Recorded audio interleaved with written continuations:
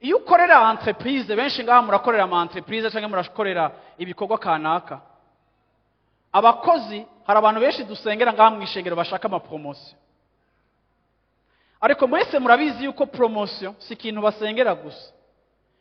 Ariko entreprise ukorera nimba ifise ama objectif commercial, bakaba bafise ibyo bashaka gushika ko mu nyungu zabo mu mwaka, bakaba bashaka kudandaza produit yabo ishike kuri territoire y'igihugu canke ishike mu karere.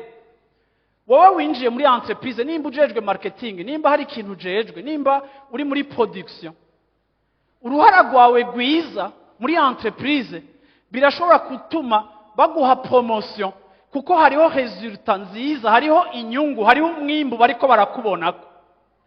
Igihe mwebwe muriko murasaba ngo abantu basengere promotion, hariho abandi batariko barasengera promotion, ariko bariko barakora neza kugira ngo baronke promotion.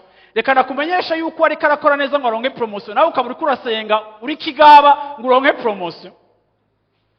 Ngira nakubwiye yuko wakigaba kiri mu rushengero, wewe ntayo uzoronka, ariko wa wundi atanasenga afise resultat, entreprise yose irashobora kuvaloriza umuntu ayifitiye akamaro.